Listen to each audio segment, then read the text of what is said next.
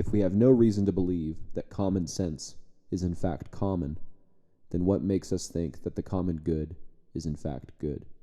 At a time of increasing governmental overreach, it's not surprising that I am very suspicious of this notion of a common good and for what duration we should suspend our personal absolute rights in the pursuit of this alleged common good. Another issue seems to be the moving goalpost, that is, the silver lining at the end of our tunnel, which is we have the virus under control.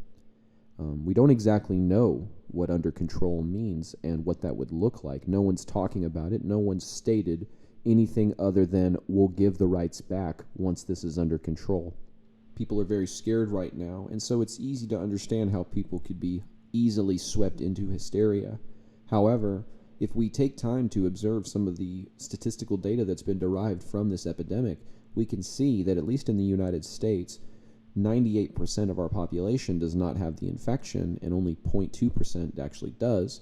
Of the overall cases worldwide of people who have been infected, 79% of those people recover and are healthy today, while only 29% of them pass away. Or I'm sorry, 21%, excuse me. And that's still a big number. 21% is a good, it's something to be worried about. So I am not in any way suggesting that we should not pay attention or be alarmed by those numbers. However, I do think we need to have a bit of perspective in the sense that when it comes to the percentage of our population that is infected with the disease and the likelihood of transmitting that disease from 0.2% of the population is very low, and the odds that we are going to permanently hurt our economy in an effort to feel safe is very high.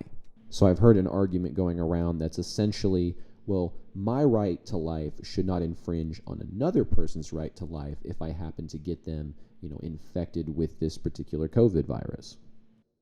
And I would use an analogy that's sort of similar to owning a vehicle. The mere fact of owning a vehicle and stepping inside that vehicle to drive on the road has increased the odds that you will impede on somebody else's right to life as well as your own, right? So the very mere fact of getting into the vehicle increases those risks. But we accept those risks as a society because we need to function inside of a society that uses vehicles. So I am arguing that we need to accept the risks that are present in opening up the economy while this virus is still unfolding, as opposed to the risks of draining everybody inside of the country economically.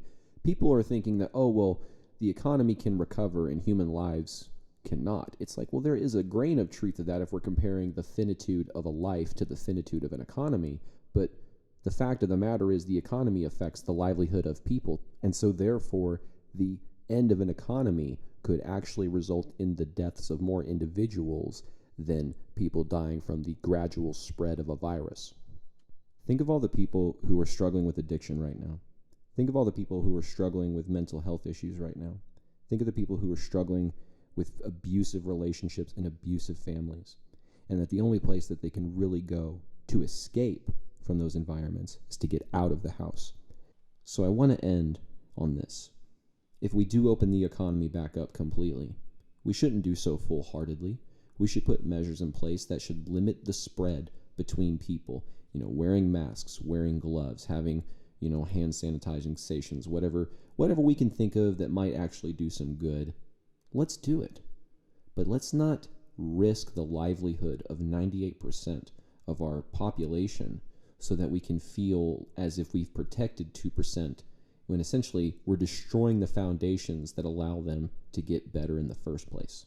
If we destroy people's economic foundations by saying you have to stay home for this indefinite period of time and you can't go back to work, then eventually that money is going to run out and you're not going to be able to afford things like health insurance. You're not going to be able to afford things like rent, food. These are essential things that people need to function in our society, and we're acting as if, they'll be better without it. We just got to take care of these 2% of people. Well, if people can't afford health insurance, then who's exactly paying the hospital outside local government? And if we can't pay taxes, who's paying local government? Now, I'm not an expert in any of these fields. This is just one person's opinion. But I do feel very strongly that if those absolute rights existed for a reason, they exist for times like now too. Because if there's any time that a government has taken an opportunity to take rights away from its citizens, it's during epidemics, pandemics. I'm very weary of things like temporary restrictions of rights. Because I ask, what rights and what do you mean by temporary? Well, usually it's like, well, until we get this under control. Okay, define precisely what you mean by under control. Is it the percentage of people infected versus people died is at a certain level? Well, if you're looking for more people are surviving than dying, we're already at that point, so where are you at then? Okay, well, what about the gross number of people infected?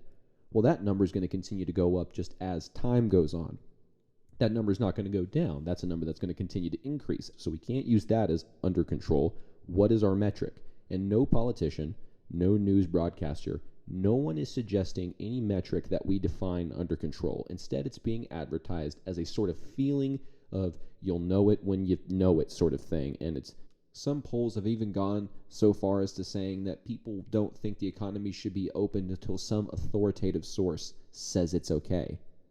You can look at those numbers with your own eyes, and you can come to a logical, rational conclusion based on your own eyes. You do not need some authoritative source to come and tell you that everything is okay for you to feel okay. You can do the research as an individual, and you can come to conclusions as to how severe you find the situation based on the numbers that you find.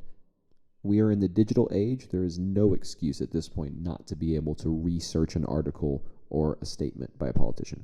However, you should look at a lot of different sources. Make sure you're not getting your sources from just one particular side of the argument so that you can have a balanced perspective, okay? But you need to be able to do these things on your own as a citizen. This is one of the responsibilities that is put on us. It's our responsibility as informed citizens to question authoritative sources, to make sure that they are not abusing their power and using their status as a legacy media outlet or whatever authoritative label that you could throw on it as a way to manipulate us and use our psychology against us for self-interests.